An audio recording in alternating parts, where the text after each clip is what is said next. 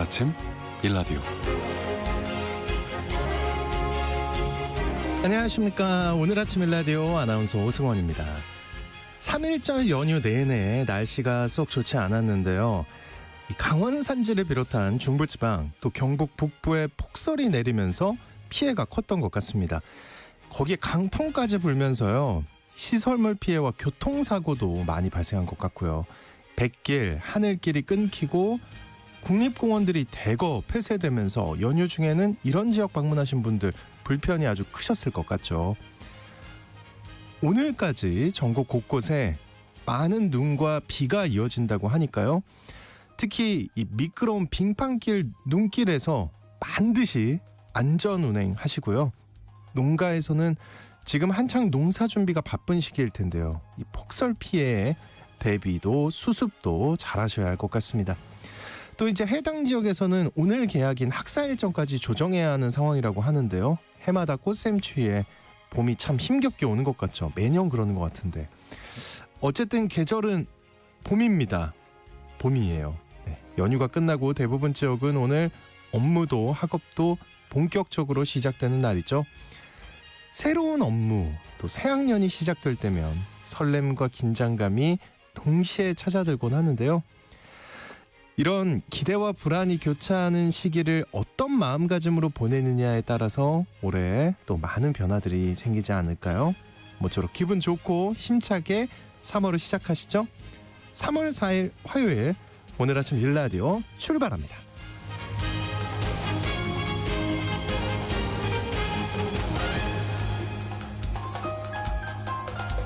네, 오늘 아침 일라디오 이 시간은 물론 KBS 일라디오의 모든 프로그램은 유튜브 KBS 일라디오 공식 채널이나 모바일 콩 어플리케이션을 통해 실시간으로 함께 하실 수 있습니다. 화요일입니다. 텃밭 가이드 시간에는 지난주에 이어서 감자 심는 법에 대해 살펴보고요. 또 돈 벌어주는 뉴스 시간에는 이 대출 상환이 어려운 소상공인 지원 대책 등 실생활에 도움이 될 경제 뉴스 몇 가지 살펴보겠습니다. 자, 텃밭 농사에 대한 궁금증이나 질문들 지금부터 부지런히 문자 보내주시죠. 단문 50원, 장문 100원이 드는 유료 문자 샵 9730으로 보내주시기 바랍니다. 유익한 정보와 살아있는 이야기가 있습니다. KBS 오늘 아침 일라디오.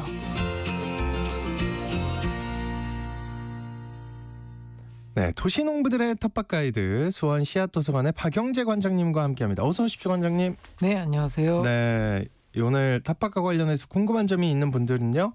단문 50원, 장문 100원이 드는 유료 문자 샵 9730으로 지금 바로 문자 보내주시기 바랍니다. 자세하게 답변해 드릴게요. 깜짝 놀랐습니다. 어제부터 눈이 내린 지역이 엄청 많았는데 네. 관장님 텃밭은 어떻습니까? 괜찮습니까? 진눈깨비 형태로 와가지고요. 네, 비처럼 쌓인 게 별로 없이 비처럼 됐습니다. 이제 텃밭 농사가 시작이지만 하우스 재배도 있고 한데 지금 폭설이 내리면 문제가 많을 것 같은데 어떤 문제들이 생길 수 있을까요? 이제 이렇게 초겨울에 내렸던 눈하고 비슷하게 이게 물이 많이 섞인 무거운 습설이기 때문에 시설들이 좀 피해를 좀 많이 볼 것 같아요. 특히 영서지방에 눈이 굉장히 많이 왔는데 좀 피해가 없었으면 좋겠고요.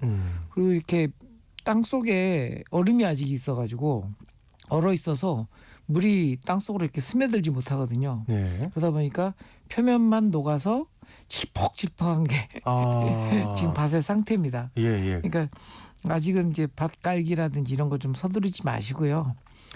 안에 있는 얼음까지 다 얼었을 때 지난 시간에도 말씀드렸지만 뭐 퇴비를 미리 뿌려놓는 건 괜찮은데 밭 깔기는 심기 한 3주 전 정도를 생각해서 느긋하게 좀 준비를 하시는 게 좋을 것 같아요. 어쨌든 지금은 아니다. 네네. 예. 그러니까 살짝 얼어 있는 데다가 눈까지 또 이제 많이 내려서 쌓이면은 네. 더 좀 힘들 것 습해지죠. 같은데. 예. 근데 문제는 이제 오늘 더 내린다는 거잖아요. 네. 그죠? 이 폭설 내리고 비도 많이 내린 지역 텃밭들은 이제 피해 입지 않도록 해야 할 텐데 네. 어떤 것부터 해야 될까요? 일단은 지금 오늘 뭐 어제도 왔고 또 오늘도 이제 이렇게 내리는 분들이 작물들한테는 그렇게 피해를 주지는 않습니다.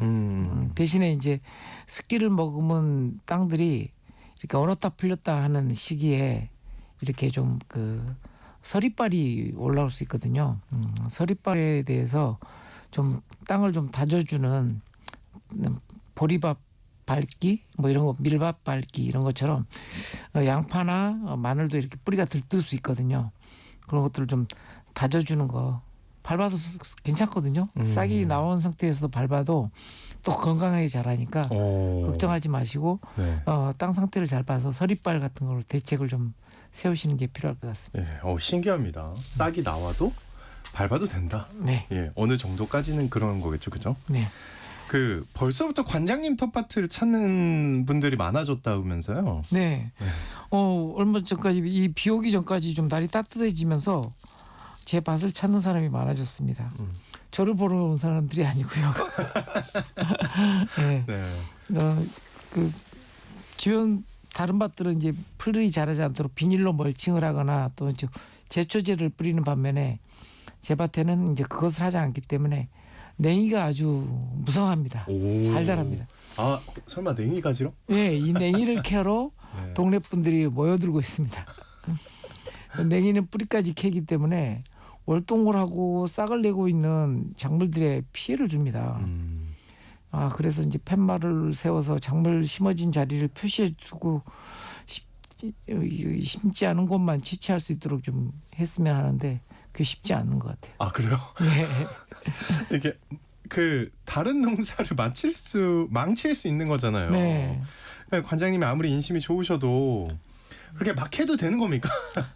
제가 항상 밭에 있을 수는 없으니까. 그러니까요. 네. 네. 팻말을 세워놓는다 해도 네. 솔직히 이러면 좀 나쁜 생각인데 못 봤다고 이렇게 하면 그만일 것 같은데. 그래서 여기 약 쳤어요 이렇게 써놓을 수도 없고. 예. 봄이 되면 의뢰에 있는 일인데요. 이런 일들이. 네, 우리처럼 농사를 하는 사람들은 농사철이 되면 농사 DNA가 있어서 농사 지을 생각이 몸이 근질거리는데 어떤 분들은 이렇게 수렵과 채취 본능이 꿈틀거리나 봅니다. 같은 시대에 살고 있어도 어떤 분들은 수렵 채취의 구석기 시대에 살고 있고 어떤 분들은 농사에 맞춰진 신석기 시대에 살고 있지 않는가 하는 생각이 재밌네요. 예. 듭니다. 겨우내 월동한 작물들이 뿌리가 살아 있어서 아직 움이 트지 않는 상태라서 이게 뭐가 없는 것처럼 보이지만 사실은 땅 속에 대기 중입니다. 다 있다. 예, 이런 월동 작물까지 파헤칠 경우가 냉이 캐느라고 이렇게 일어날 수 있어서 파헤친 경우는 마르거나 아니면 냉해를 입을 수가 있습니다. 농부를 위해서 좀 피해가 없도록 냉이밭이 아니라는 거 알아주셨으면 좋겠습니다. 네. 특히나 이제 봄이 되면 산이나 들로 이제 뭘 캐러 다니는 분들이 굉장히 많잖아요. 네. 근데 이게 사실 좀 함부로 채취하는 게 불법일 수가 있고. 예, 불법이에요. 예. 오늘 감자 캐는 법을 알려주시기로 했잖아요. 감자 심는 법. 심는 법. 예. 아이고. 예. 예, 감자 농사를 준비할 때입니다. 텃밭에서 감자 농사는 뺄 수 없는 작물인데요. 네. 감자는 땅 속에서 자라지만 뿌리가 아니라 줄기라는 거. 네, 그래서 덩이줄기를 이제 수확물로 삼는데요. 원산지는 남미 칠레와 페루 지역으로 스페인 사람들이 남미에 오기 6,000년 전부터 재배되어 왔다고 합니다. 와. 예. 구대륙으로 전래된 이후에는 주로 아일랜드에서 많이 재배를 해서 아일랜드 감자로 불리기도 했습니다. 지금은 전 세계적으로 쌀과 밀 다음으로 많이 재배하는 식량 작물입니다. 심는 품종은 어떤 게 있나요? 예, 작물 전체에서 열매가 차지하는 비중이 가장 월등한 작물이 또 이제 감자이기도 하고요. 네. 봄에 주로 심는 감자 품종으로는 수미감자, 수미감자. 과자 이름에도 있죠. 네, 수미감자, 두백감자 등이 있습니다. 수미는 눈이 얕아서 감자칩이라든지 삶은 감자, 샐러드용으로 적합한 품종이고요.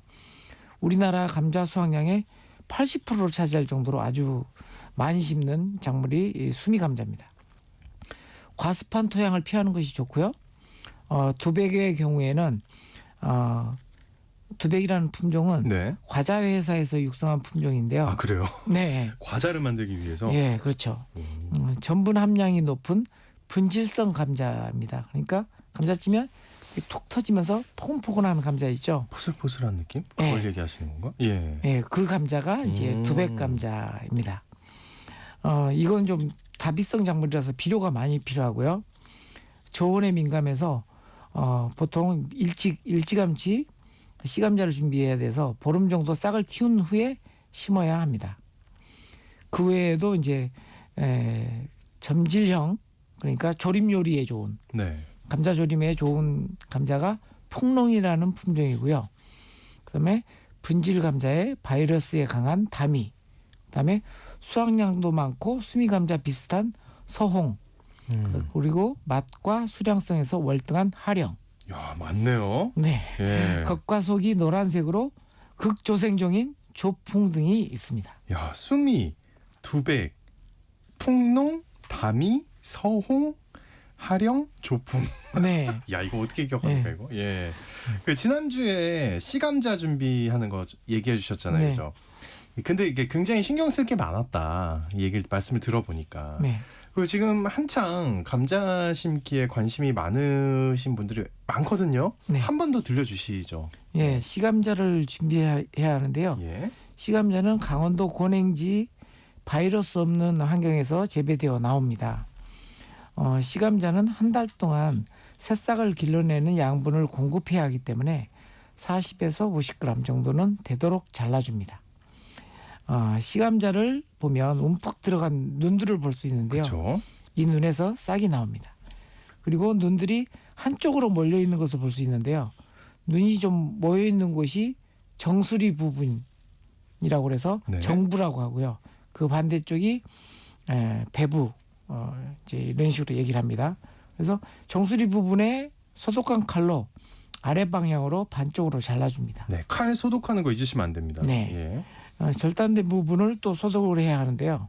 보통 재가루로 이렇게 소독을 합니다. 예, 그래서 서늘한 곳에서 통풍이 잘 되는 곳에서 이렇게 일주일 정도 말리면 눈이 발달을 해서 싹을 틔우게 됩니다. 근데 이게 절단을 꼭 해서 써야 되는 거죠. 그냥 심으면 안 되는 거죠. 예, 씨감자를 절단하면 눈의 숫자가 적어서 자라는 줄기 숫자를 줄여주기 때문에 큰 감자를 키울 수가 있고요. 크게 키울 수 있다. 예. 네네. 그리고 잘라주면 눈이 발달하게 됩니다. 예. 절단하지 않고 심게 되면 자라는 줄기들이 너무 또 많아서 나중에 줄기 솎아주기를 또 해야 되거든요. 그게 번거로울 수 있습니다. 그리고 또 이제 종자로 이제 크기가 작은 이제 알감자를 수확할 수가 있습니다. 그렇게 하면은 네. 그러니까 알감자만 달렸다고 사연 보내는 분들 굉장히 많았잖아요. 네네. 그게 이런 경우일 수가 있겠네요. 그렇죠. 줄기 정리 감자가 이렇게 줄기가 많이 나오니까 풍성하니 잘 자란다. 지금 이렇게 잘 되고 생각할 있다 수 있지만 이랬는데 줄기에 영향을 많이 빼앗겨서 오히려 이제 알감자는 감자는 작아지는 그런 이제 영향을 미치는 거죠. 일부러 이제 알감자를 수확하려고 하는 분이 아니라면 네. 주의해서 하셔야겠습니다. 처음부터요. 네. 그 절단 후에 심는 방법도 좀 알려주세요. 절단한 감자는 20cm 간격으로 이제 심고요. 네. 그다음에 절단하지 않는 감자, 그러니까 씨감자인데 아주 작은 알감자 형태로 나온 절단하지 않는 감자는 30cm 간격으로 이렇게 심게 됩니다. 심는 깊이는 비교적 깊게 심는데요. 10cm 정도로 심어줍니다. 보통 영서지방 같은 경우는 봄에 날이 굉장히 비가 많이 오거든요. 영서지방에 네. 주로 이제 서풍이 불기 때문에 그래서 이란 꼭대기에 심는데요. 이런 이제 서해안 내륙 이런 지방들은 주로 이제 그 고랑 쪽에 가깝게 이렇게 심게 됩니다. 심는 방법으로 절단면을 위로 해야 하는지 아래로 해야 하는지를 묻는 분들이 많습니다. 검정 비닐을 멀칭하시는 분들은 감자 싹이 나오는 방향이 정해져야 구멍을 뚫을 수 있으니까 절단면을 아래로 해서 심게 되고요. 비닐 멀칭을 하지 않는 분들은 절단면을 위로 해서 이렇게 심습니다. 그러니까 뒤집어서 심죠. 네네. 이렇게 절단면을 위로 해서 심으면 싹이 씨감자를 이렇게 돌아 나오느라고 아래에서부터 이렇게 예, 돌아 나오기 때문에 땅 위로 감자싹이 늦게 좀 땅 위로 그렇죠. 싹이 예. 감자싹이 나오겠죠. 예. 그렇지만 이게 돌아 나오는 줄기마다 또 이렇게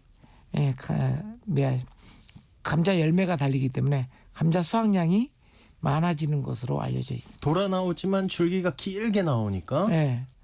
그 줄기마다 또 감자를 달게 되죠. 예, 그래서 예. 수확량이 좀 많아진다는 거죠. 야, 네. 굉장히 과학적이에요. 이정아님이 관장님 말씀 잘 듣고 배운다고. 아이고, 저희도 감사합니다.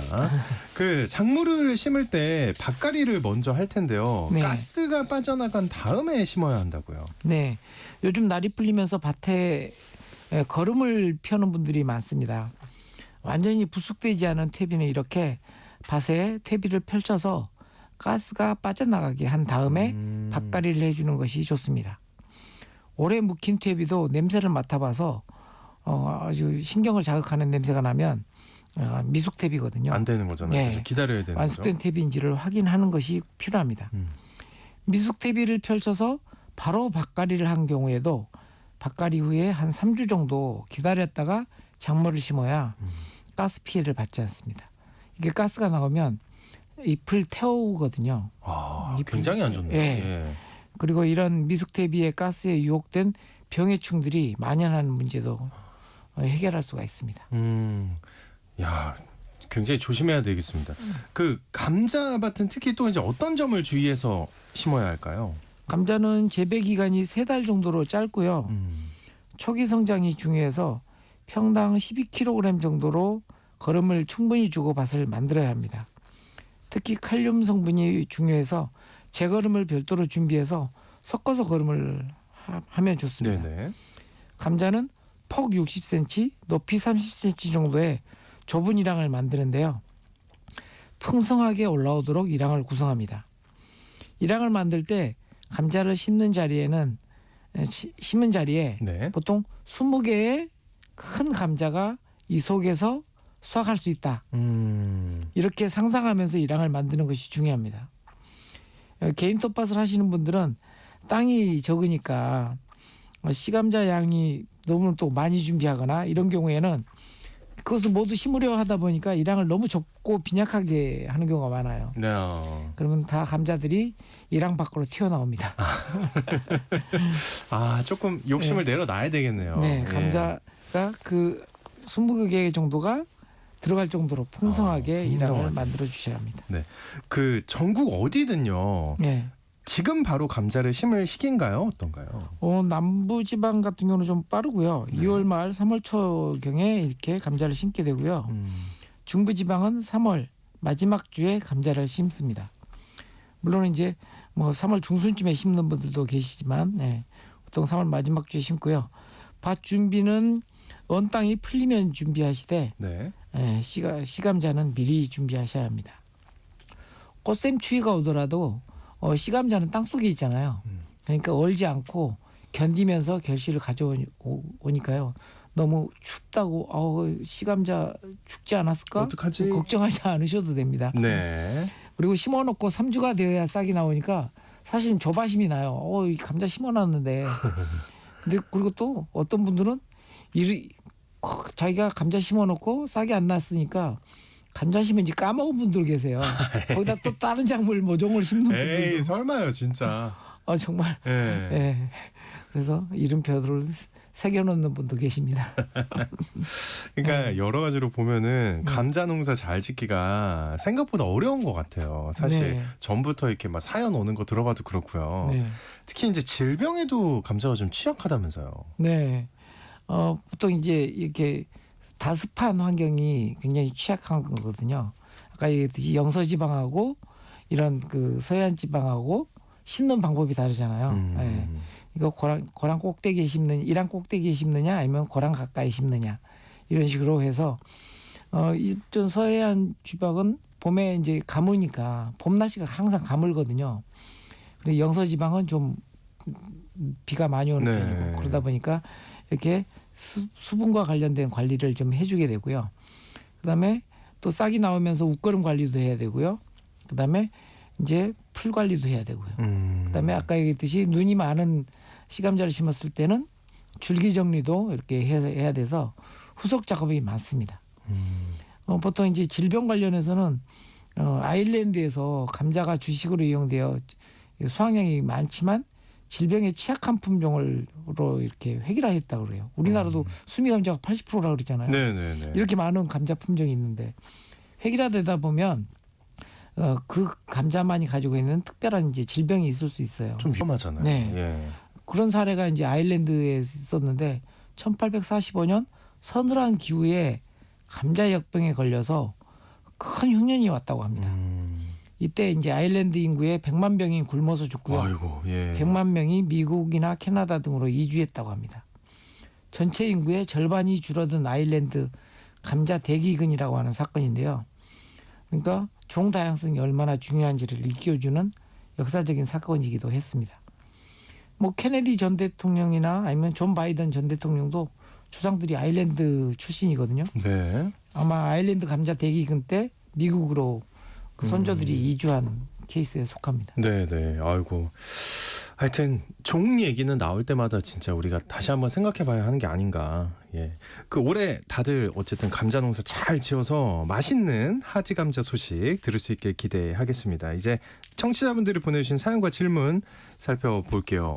근데 또 이제 1269님이 바로 이제 감자 얘기 나오니까 감자 질문을 보내주셨는데 이거부터 좀 답해드리면 좋을 것 같아요. 씨감자를 자른 후에 재로 소독한다고 아까 말씀드렸는데 그 재를 구할 수 없을 때는 어떻게 해야 될까요? 하고 물으셨어요.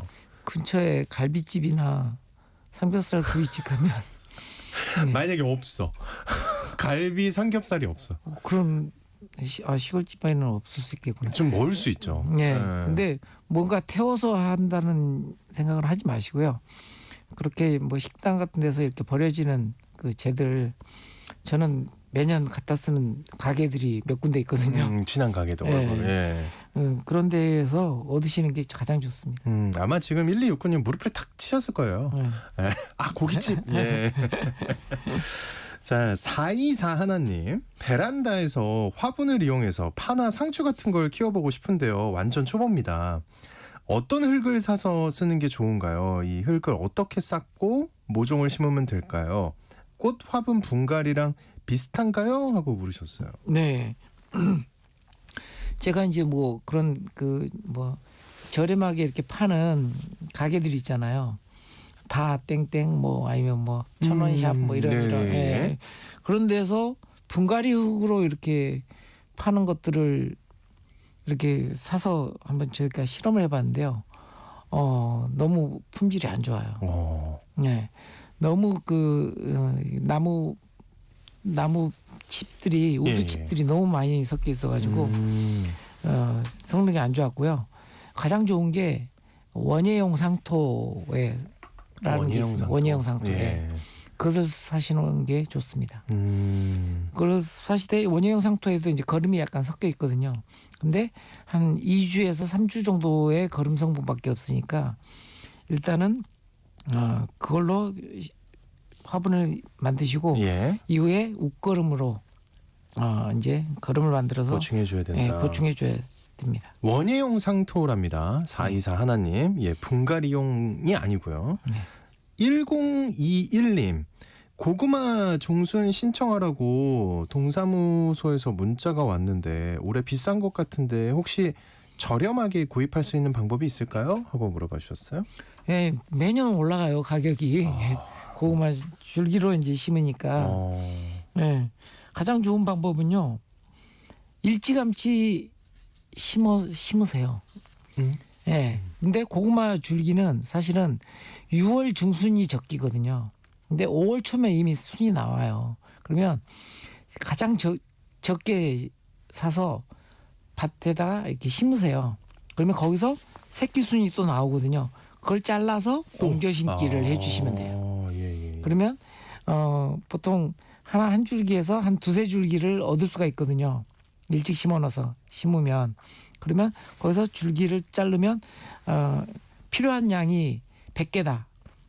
아니 한 300개다. 그러면 100개만 사서 그렇게 심어서 몇 개 사서 일찍 대신. 네, 일찍 심어서 이렇게 빨리빨리 줄기를 키워서. 잘라서 옮겨 심는 방법으로 조금 부지런해야 되네요. 네. 예. 그렇게 하시면 됩니다. 알겠습니다. 아니면 시설하우스가 있으면 시설하우스에다 심어서 이렇게 순을 길러서 이렇게 증식을 하셔도 돼요. 척척척.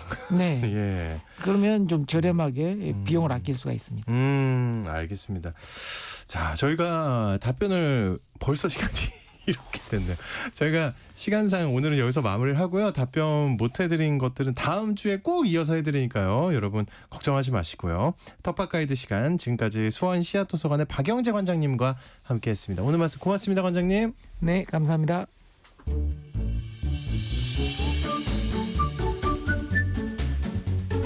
아침을 여는 기분 좋은 습관. KBS 오늘 아침 1라디오.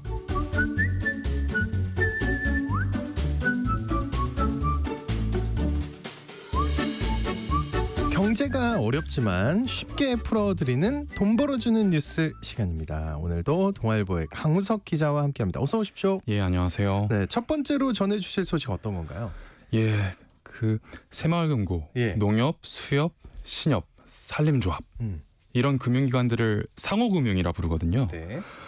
근데 이제 예금 재테크 선호하는 소비자분들이 이런 상호금융기관에 계속 가고 계시다는 소식부터 전해드릴게요. 지난번 방송 때 말씀드렸던 것처럼 시중은행에서는 예적금 금리가 지금 만기 1년 기준으로 3%도 안 돼요. 근데 앞서 말씀드렸던 상호금융기관 중에서는 3% 중후반에서 심지어 4%까지 주는 곳들이 제법 있어요. 아니, 저희 부모님이 예금 상품 가입하고 싶다 하셨거든요. 그래서 예. 지난주 금요일 날 서울의 수협, 신협 지점들을 몇 시간 돌아다녀 봤어요. 근데 강남권에 있는 지점들 중에서도 예금 3.5%, 적금은 4% 정도 주는 곳들이 여러 곳 있더라고요. 1년 기준으로요. 예. 좀 더 궁금해서 홈페이지에서 찾아보니까 신협은 연 3.4에서 3.8% 예. 이 정도 예금 가입이 가능하고요. 다만 이제 그 조합마다 고금리 상품을 대면으로만 파는 데들도 있다 보니까 그러니까 이제 온라인 가입이 어렵다는 거죠. 이거는 홈페이지에서 미리 확인을 하시고 전화도 해보시고 방문을 하셔야 될 것 같아요. 그리고 새마을금고에서도 일부 지점에서 높은 금리 상품을 팔고 있는데요. 보령 새마을금고가 최고 4%. 보령. 예. 그 충남 보령. 예. 예. 그리고 대구의 대경 새마을금고는 최고 3.6%까지 금리를 주더라고요. 근데 이것도 직접 가서 가입을 해야 된다는 게 부담입니다. 예. 그래서 보령 새마을금고는 대천 해수욕장과 차량으로 15분 거리고 대경 새마을금고는 동대구역에서 차량으로 10분 정도 거리더라고요. 그래서 사실상 인근에 사시는 분들 아니면 사실 찾아가서 가입할 만한 실익까지 있는 것 같진 않습니다. 예. 그래도 뭐 인근에 있는 분들이 혹시 들으신다면 듣고 계시길 바라겠습니다. 예. 그 시중은행들은 사실은 지점마다 다르지 않잖아요. 예. 금리가 같잖아요, 그죠? 예. 근데 상호금융은 지점마다 다른 건가요? 이게 좀 조직에 대한 이야기 먼저 드리면 네. 농협은 농업 협동조합, 수협은 수산업 협동조합 이렇게 협동조합이라는 조직인 게 핵심이에요. 그러니까 결국 지점마다 서로 다른 조합이기 때문에 금융상품의 금리가 제각각인 거예요. 그리고 상호금융 가입할 때는 출자금, 이제 기업으로 따지면 자본금, 통장을 만들고 일정 금액을 의무적으로 넣어야 해요. 왜냐하면 협동조합이라는 유형 자체가 조합의 일원인 조합원에게만 예적금과 대출 서비스를 해주거든요. 그렇군요. 예. 그러니까 예를 들어서 여기 지금 여의도 KBS 근처에 있는 가장 가까운 신협 점포가 동작신협인데 제가 여기서 출자금 통장을 만들었다고 이 근처에 있는 신길신협, 도림신협, 당산신협의 조합원이 자동으로 되는 게 아니에요. 다 별도의 개체라는 거죠. 예. 그래서 시중은행은 주식회사고 모든 점포가 본점의 지배를 전적으로 받지만 상호금융은 개별 지점 중심으로 돌아간다. 그렇게 돌아가는 이유는 협동조합 형태의 조직이라서 그렇다라고 이해하시면 될 것 같아요. 네, 이해가 됩니다. 그 시중은행보다 이자가 1% 이상 높으면 예. 금리 매력을 높여서 고객 유치를 하겠다는 거잖아요, 그죠? 예. 상호금융조합들은 왜 이렇게 하는 건가요? 그러니까 또 궁금한 게 이자 말고도 예. 혹시 상호금융 상품에 가입할 만한 다른 장점도 있을까요?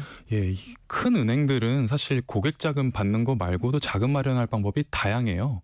채권을 발행할 수도 있고 달러로 채권을 발행할 수도 있어요. 근데 상호금융 조합들은 운영 자금을 수신 전적으로 조합원들의 돈에 의존해요. 그러니 이제 어떻게든 시중은행보다 높은 금리를 줘서 자금을 흡수하려고 하는 거죠. 이 상호금융의 이점이 또 있는데요. 바로 비과세 혜택이에요. 비과세. 예, 이 시중은행에서 예적금 가입하시면 이자소득세 14%, 농어촌 특별세 1.4% 합쳐서 이제 15.4%의 세금을 내셔야 되는데 이 상호금융에서 가입을 하시면 3천만 원 한도 내에서 이자소득세가 면제가 돼요. 14%안 내는 거죠. 네. 그러니까 이를테면 3천만 원으로 연 3%짜리 예금을 시중은행에서 가입한다고 가정을 하면 이자가 76만 원 정도 나오는데 상호금융에서 가입한다고 치면 88만 8천 원 정도 나와요. 금리가 같아도 세금 내고 안 내고에 따라서 12만 원의 차이가 나는 거예요. 네. 꽤 크다고 볼 수 있죠. 그렇네요. 예. 그 원래 저축은행도 예. 시중은행들보다 높은 금리를 줬었잖아요. 그죠? 예. 저축은행은 어떻게 지금 고금리 상품이 별로 없는 상황인가요? 예, 지금은 3% 밑도는 상품들이 대부분이에요. 이게 결국은 기준금리 인하 사이클에 맞춰서 예적금 금리를 저축은행은 낮추고 있고 상호금융 중에서는 안 낮춘 곳이 있다. 이렇게 차이를 이해하시면 될 것 같은데 이미 저축은행은 작년 말에 특판 팔면서 올해 운영 자금을 거의 다 마련했대요. 그래서 고객 자금이 더 필요하지 않은 거죠. 그리고 저축은행들이 작년에 부동산 대출 부실나 가지고 고생을 좀 했었는데 아직도 그 고생길이 이어지고 있거든요. 그래서 고객 돈을 더 받아도 추가 대출하기 여력이 좀 없는 상황입니다. 예. 자, 알겠습니다. 또 다음 소식 넘어가 볼게요. 경영상 어려움을 겪는 소상공인들을 위한 대책이 4월부터 시행이 된다고요. 예, 작년 하반기부터 정부가 서민금융 정책의 중심을 소상공인 재기 재활에 초점을 맞추고 있어요. 그 연장선상의 정책인데 네. 이게 코로나 거치면서 이제 소상공인 자영업자분들이 사실 대출 받으면서 이렇게 연명하셨었거든요. 근데 코로나 끝난 이후에 금리가 빠르게 올라가지고 이자를 갚는데 갑작스럽게 버거움을 느끼고 계세요. 작년 10월 말 기준으로 자영업자 수가 580만 명 정도 되신데요. 전국 취업자의 4분의 네. 1 정도 되는 건데 그렇다 보니 이제 정부는 자영업자를 경제의 허리라고 생각을 하고 있고 자영업자가 버티지 못하면 한국 경제 큰일 난다고 생각을 하고 있어요. 그래서 이런 정책을 마련했다 보시면 됩니다. 꼭 필요하죠. 그 기존에도 소상공인 대책이 있긴 했는데 예. 먼저 어떻게 다른 건지 예. 이거를 좀 얘기해 주시면 좋을 것 같아요. 예, 크게 두 가지입니다. 네. 하나는 맞춤형 채무조정 프로그램이고 다른 하나는 폐업자 지원 프로그램이에요. 우선 채무조정은 저도 몇 번 말씀드렸지만 대출을 만기를 연장시켜주는 거나 금리 부담을 줄여주는 금리 감면 등의 형태로 대출자들의 원리금 상환 부담 줄여주는 걸 뜻해요. 네. 원래는 원리금 상환을 못했던 자영업자분들에게만 채무조정이 됐었는데 이 지원 대상을 연체가 안 됐지만 앞으로 대출 갚기가 어려울 것으로 예상되는 분들까지 확대하는 게 핵심이에요. 거의 모든 분들일 것 같은데. 그러니까 이를테면 건강 상태로 잠시 사업장 휴업하시는 분들처럼 일시적으로 곤란하신 상황에 놓인 분들이 지원받을 여력이 생긴 거죠. 그리고 다른 한 축인 폐업자 지원은 폐업을 준비하고 있거나 이미 폐업한 분들이 남은 대출금을 천천히 갚을 수 있게 돕는 프로그램이에요. 이게 대출 잔액이나 담보별로 조금 지원 내용이 조금씩 다른데 만기를 최대 30년까지 연장할 수 있겠어요. 네. 이 해당 정책 만든 분과 이야기를 나눠봤더니 당초에는 폐업 예정자만 지원할 방침이었는데 프로그램 대상에 이미 폐업한 자까지 추가한 점 그리고 거치 기간 그러니까 원금 빼고 이자만 갚는 기간이죠. 이 거치 기간을 2년 동안 부여한 점이 핵심이라고 합니다. 네. 이런 프로그램을 신청하는데 조건이 있는지 또 예. 소상공인 분들이 추가로 문의를 지금 생각하는 분들이 많을 것 같은데 어디에 예. 연락하면 될까요? 일단 아까 말씀드렸던 두 가지 프로그램 지원을 받는 동안에는 어떤 금융기관에서도 신규 대출을 못 받으세요. 신규 사업자 대출을요. 네. 받으시면 프로그램 지원이 중단됩니다. 그러니까 결국은 이 프로그램의 목적이 어려운 자영업자분들의 대출 총량을 점진적으로 줄여나가자라는 거기 때문에 대출을 새로 받는 건 취지와 안 맞다고 생각을 하신 것 같아요. 정부가. 네네. 약간 개념들이 좀 복잡하고 자영업자분들마다 신용점수와 부채 상황이 다르다 보니까 은행들이 지난주 목요일부터 프로그램에 대한 사전 상담을 제공하기 시작했어요. 그래서 일단 대출 받으신 은행에 찾아가셔서 관련된 문의부터 시작하시는 것이 빠를 것 같습니다. 네, 대출 받은 은행에 예. 먼저 찾아가셔야 한다. 예. 그 만기 5년짜리 정부가 발행한 채권에 개인들이 투자할 기회가 열렸다는 소식이 들어와 있네요. 예, 사실 작년 6월부터 20년 만기 국채랑 10년 만기 국채를 팔기 시작했는데 이번에는 만기 5년짜리 국채를 팔기 시작했다는 게 핵심이에요. 근데 사실 작년에 팔았던 10년 국채, 20년 국채는 흥행에 실패했어요. 이게 정부는 은퇴나 자녀 증여 목적과 같은 장기 저축 수단으로 국채를 출시했는데 네. 정작 투자자들은 10년 이상의 만기가 길다고 부담스러워했거든요. 그래서 정부가 5년짜리 국채를 출시하게 됐어요. 물론 장기 저축 수단이라 보기엔 조금 짧긴 합니다만. 네네. 예. 어떻게 투자할 만한 매력이 있나요, 어떤가요? 이게 만기 때 예상되는 수익률을 들어보시고 네. 청취자분들께서 판단해 보시는 게 좋을 것 같아요. 예를 들면 여러분들이 5년 만기 국채에 1,000만 원을 투자해서 만기까지 5년 동안 보유한다고 가정해 볼게요. 예. 현재 금리는 3.18%입니다. 그리고 복리는 연 단위로 계산되고요. 이거 계산해 보면 5년 연간으로 따지면 3.3% 정도니 어떻게 보면 아까 말씀드렸던 상호금융 예적금보다 조금 낮은 수익률이라고도 볼 수 있죠. 그래서 투자자들 사이에서도 호불호가 엄청 나뉘어요. 그러니까 결국은 투자 성향과 목적을 분명히 하는 것부터 시작을 해야 될 것 같은데 개인적으로는 긴 만기를 견딜 수 있는 분들께는 괜찮은 상품 같아요. 이게 만기까지 보유를 하면 분리과세 혜택을 받을 수 있어요. 그러니까 종합소득세에 합산이 안 되는 겁니다. 그리고 분기 합산이 안 되는 겁니다. 그리고 분기 반기마다 받는 일반적인 채권들과 달리 정부가 파는 국채는 만기 때 이자를 한꺼번에 줘요. 예, 그래서 강제로 이자만큼을 재투자하는 컨셉인데 네. 이렇게 해가지고 만기 때까지 보유한 투자자들한테는 정부가 금리를 더 얹어줍니다. 그래서 5년 만기 수익률은 아까 말씀드렸다시피 세전 16%인데 10년 만기는 37%, 20년 만기는 88%입니다. 아, 잘 진짜 생각을 해봐야 되겠네요. 예, 20년 만기가 20년이긴 한데 88%다. 네. 예. 증여 5년. 목적으로는 나쁘지 않은 것 같습니다. 예. 마지막으로 하나 더 다뤄보겠습니다. 수영장과 헬스장 비용이 이제 소득공제에 포함이 된다고요. 예, 올해 7월 1일부터 적용되는 세법 개정안인데요. 수영장과 헬스장 비용뿐 아니라 수영장 강습 비용과 1:1 PT 비용도 오. 공제 대상에 포함이 된대요. 네. 그러니까 이제 정부가 국민들의 건강 증진을 돕고 관련 산업 성장 돕겠다고 이같이 공제 제도를 확대하기로 했습니다. 그러니까 그동안 문화비 소득 공제에는 도서, 공연, 박물관 같은 게 포함이 됐는데 이 공제 항목에 헬스장과 수영장이 추가된 겁니다. 너무 좋네요. 네, 돈 벌어주는 뉴스 시간 지금 들으시면서 자기한테 필요하다고 생각되는 내용들은 꼭 한번 확인을 더 해보시길 바랍니다. 지금까지 동아일보의 강우석 기자와 말씀 나눴습니다. 오늘 말씀 고맙습니다. 고맙습니다. 네, 여러분 출퇴근 안전하게 하시길 바라겠고요. 기분 좋은 하루 되시길 바랍니다. 오늘 아침 라디오 지금까지 아나운서 오승원이었습니다. 고맙습니다.